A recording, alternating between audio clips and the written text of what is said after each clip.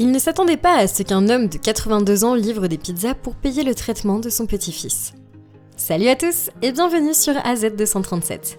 Tout le monde n'a pas compris l'histoire d'Henri, l'heureux livreur de pizza âgé. Ainsi, lorsqu'une autre tragédie imprévue a frappé sa vie, il a été surpris de recevoir une livraison de pizza qui a changé sa vie. Henri n'avait jamais envisagé de se promener en scooter dans le quartier à son âge, mais c'était le seul moyen qu'il avait trouvé pour améliorer les choses pour son petit-fils Brian. S'il avait le choix, Henri renoncerait à sa vie pour ses petits-enfants et passerait le reste de sa vie dans un fauteuil roulant si cela signifiait que Brian pouvait marcher et jouer au football à nouveau. Mais comprenant qu'il ne pouvait pas défaire le passé, Henri décide de travailler et d'économiser pour la thérapie de Brian. Et si je devais livrer des pizzas dans le quartier, que se passerait-il ? Henri n'a peut-être pas choisi d'être livreur de pizza, mais il a été le plus mémorable de la ville. Regardons son histoire. Mais avant de commencer, voici la question du jour. On me frappe dessus, mais en spectacle, je suis la vedette. Qui suis-je ? Donnez-nous votre réponse dans les commentaires. La réponse exacte vous sera donnée à la fin de la vidéo. N'hésitez pas à liker la vidéo pour nous encourager. Et si vous êtes nouveau sur la chaîne, abonnez-vous et activez la cloche de notification pour ne manquer aucune de nos prochaines vidéos. Après tout, le pizzaiolo de 82 ans se souvient des noms des enfants et leur propose toujours une nouvelle question hilarante. Il est toujours joyeux et excité autour de ses clients. Bien sûr, certains n'étaient pas intéressés par le récit du vieil homme industrieux. Mais la majorité de ses clients répondaient à leur porte affamés de pizza et d'une discussion avec Henri. Ils aimaient sa présence et cela lui permettait de gagner la confiance de ses clients. L'un de ses clients était Jack. Il dirigeait une petite entreprise de publicité sur la place commerciale de la ville avec 2 employés. Jack était un jeune homme travailleur qui gagnait sa vie grâce à son état d'esprit positif et à son engagement dans ses entreprises. Il croyait qu'il fallait se simplifier la vie en suivant un modèle pour la plupart des choses, notamment en achetant la même pizza à la viande à la pizzeria du quartier. C'était une drôle d'habitude, mais elle l'avait conduit à rencontrer Henri, l'un des individus les plus intrigants qu'il ait jamais rencontrés. Ils se sont connectés instantanément dès leur première rencontre. Jack a commandé une pizza et il était là, le vieil homme joyeux et gentil.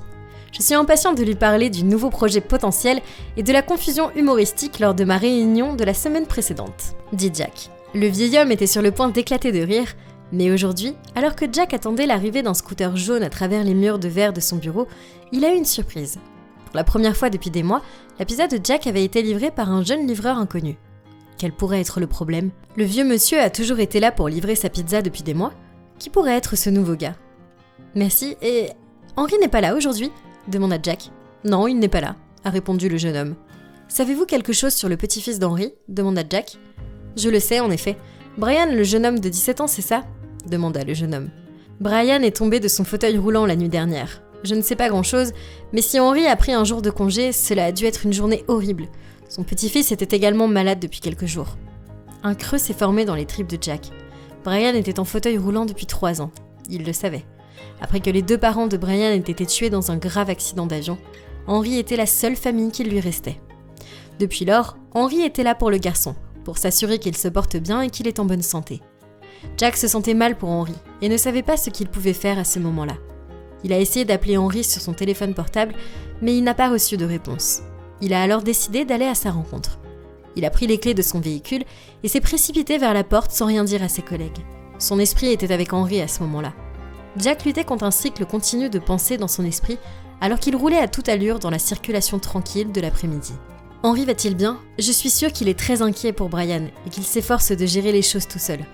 Heureusement que Jack savait où résidait Henri. Il ne pouvait pas prendre une profonde respiration jusqu'à ce qu'il arrive devant l'ancienne maison. Quand il y est arrivé, il s'est empressé de garer sa voiture devant la maison d'Henri. Il s'est précipité hors de sa voiture et s'est dirigé vers la maison. « Henri, tu es là ?» a-t-il appelé vers l'extérieur. « Jack ? Que fais-tu exactement ici ?» Jack était dévasté lorsqu'il a vu le même copain qui l'aurait normalement fait sourire. Il n'avait pas l'air heureux et était un peu stressé. Il n'avait pas l'air d'être dans son état d'esprit habituel, gai, brillant et plein de vie. Ce que Jack a vu, c'est un vieil homme fatigué, avec une canne qui trébuchait pour mettre un pied devant l'autre. « Vous n'auriez pas dû vous donner tant de mal, tout est en ordre. » Henri a tenté sans succès de créer un contact visuel tout en prononçant ces mots creux. « Tu peux tromper tous les autres avec ton sourire, mais pas moi. » Jack avait raison. Henri avait avoué à contre-cœur que Brian avait des épisodes de douleur atroces et de paralysie dans les jambes. Bien que cela soit traitable, la procédure seule coûterait environ 6 000 $. Voilà l'histoire de ce vieil homme amusant qui livrait des pizzas sur un scooter. Henri sourit en terminant son récit déchirant. « Je suis désolé, je ne me suis jamais renseigné auparavant sur la santé de Brian, dit Jack. C'est tout simplement normal, ce n'est pas quelque chose dont j'aime discuter. Cela me rappelle comment une blessure accidentelle sur un terrain de football peut anéantir les aspirations d'un jeune joueur prometteur. Il n'avait que 14 ans pour l'amour du ciel, et il venait de perdre ses 2 parents. Ainsi, lorsque les gens le voient, cette incroyable source d'inspiration, ils peuvent glousser intérieurement, car tout cela vient d'un lieu de souffrance que je ne souhaite à personne. Je ne livre pas des pizzas juste parce que je le veux, j'ai travaillé assez dur toute ma vie. Je fais simplement tout ce que je peux pour atténuer notre perte et notre angoisse. » La vulnérabilité et l'angoisse qu'il a vues dans les yeux d'Henri ont touché Jack. Il espérait pouvoir l'aider. Il se sentait si mal pour le pauvre vieil homme et la situation de son petit-fils. Il espérait être assez riche pour lui donner un chèque directement, mais il ne l'était pas. Du moins, pas encore. Il pouvait juste s'asseoir là, compatir et consoler le vieil homme. Tout ce qu'il pouvait faire pour son vieux copain, c'était l'écouter, l'aider à payer ses modestes factures et passer 1 heure avec lui et Brian chaque soir. C'était un geste simple, mais qui signifiait tout pour Henri. Henri appréciait son effort pour rendre les choses un peu plus faciles pour lui et son petit-fils. 1 semaine plus tard, Henri n'était toujours pas en mesure de retourner au travail. Ses employés lui avaient envoyé des fleurs et des cartes, et certains d'entre eux l'appelaient 1 fois par jour. Ils sont restés en contact pour connaître l'évolution des choses dans sa vie. Leur générosité était incroyable, mais les fleurs qu'ils offraient commençaient à se faner, et aucun des mots fleuris n'apaisait les sanglots de Brian. Peut-être que je devrais finalement vendre le scooter et voir si le produit de la vente couvrirait le coût de la prochaine série de médicaments pour le moment. Henri a mis son manteau et s'apprêtait à partir quand il a entendu un coup sur la porte. Ça ne peut pas être Jack, il n'est pas en ville, et je ne prévois pas de voir quelqu'un d'autre, a-t-il pensé. Lorsque Henri a ouvert la porte, il a vu une pizza et une enveloppe posée sur le pas de sa porte. « Brian, as-tu commandé une pizza ?» demanda-t-il. « Non, grand-père » a répondu le jeune homme.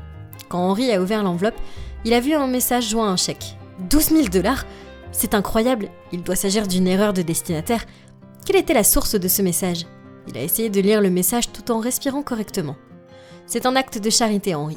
L'argent sera utilisé pour aider à la guérison de votre petit-fils afin que vous puissiez remonter sur votre scooter, frapper aux portes et partager votre joie 1 fois de plus. Vos visites et vos énigmes nous manquent plus que la pizza elle-même au nom de tous vos clients. Ce n'est pas un prêt ou un cadeau, c'est une recommandation pour être le meilleur livreur de pizza de la ville. Nous espérons que cela vous sera utile. À plus tard, Jack. Le vieux père était en larmes pour son petit-fils, qui pouvait maintenant être soigné, et pour la compassion qu'il imaginait disparaître lentement du cœur des gens. Depuis le bureau de son nouveau client, Jack était rayonnant. Les choses allaient bien pour lui là-bas, et il avait pu améliorer son portefeuille. Il envisageait d'appeler Henri et de lui parler de la grosse affaire qu'il avait décrochée. Mais il ne voulait pas lui révéler qu'il lui enverrait les 12 000 $ en liquide. Mais Henri était plus astucieux. Il a souri en soulevant le rabat de la boîte à pizza. Il est entré et a annoncé à son petit-fils la grande nouvelle. Quelle est votre opinion au sujet de cette histoire? Dites-le nous dans les commentaires. Et maintenant, la réponse à la question du jour. Je suis le clou, le marteau me frappe et je suis le clou du spectacle. Bravo à tous ceux qui ont trouvé la bonne réponse. Nous voici arrivés au terme de cette vidéo. Merci de l'avoir regardée jusqu'à la fin. Surtout n'oubliez pas de la liker et de la partager autour de vous. À très bientôt sur AZ237.